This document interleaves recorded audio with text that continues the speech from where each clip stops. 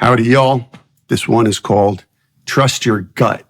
And it's very, very important if you're an up-and-coming artist and you have a lot of people giving you different opinions about your work.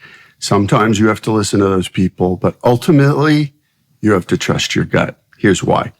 So several years ago, in 2007, in fact, I released a record called The New Punk Blues of Ed Pedersen. Yes. And in that album was a song called June 1945. Personally, I think it's the best song I ever wrote. Not my favorite song, but I think it's the best song I ever wrote. And I hired one of the best publicists in the business. And this is someone I'd worked with before. I trusted. He had an amazing reputation. Put the album together, get ready to release it.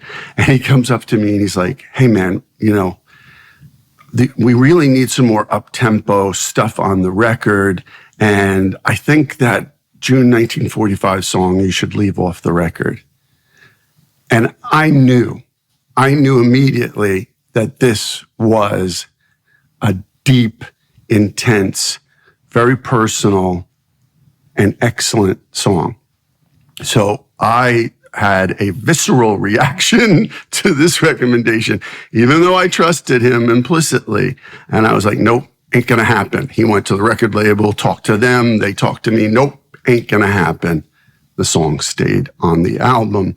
Album was released. Not too much happened in relation to that song immediately. All the reviews were good. I think every review was stellar about it. He got me amazing press on the record, and the record did very well. Ultimately, though, that's the one song that when I play it in concert, the room goes so dead quiet, you could hear a mouse crawling around in the walls of the venue. It's almost as if people stop breathing.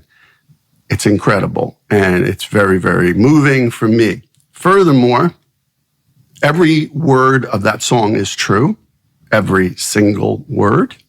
So that makes it even deeper. It's about my grandfather.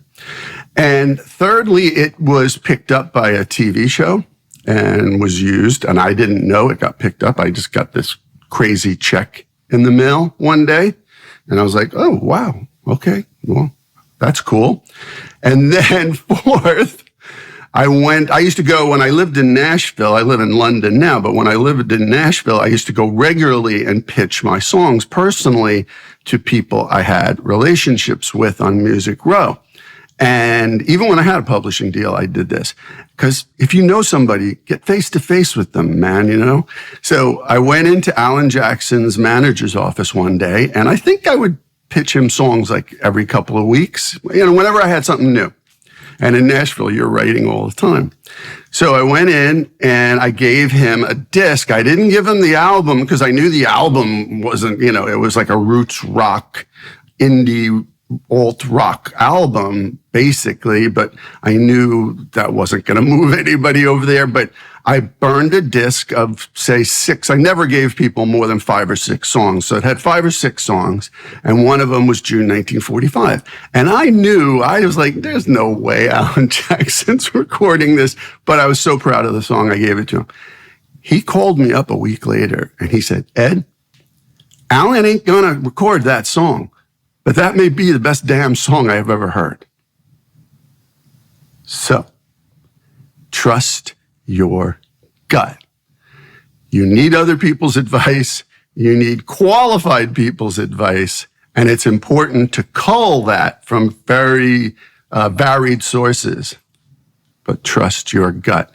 You're the one who has to live with it, and you're the one who knows more than anyone else. If you want to hear June 1945, it's not on Spotify, I don't think, because we pulled most of my stuff from Spotify, but you can find it elsewhere, and there's probably a few live versions on YouTube and stuff, so let me know what you think.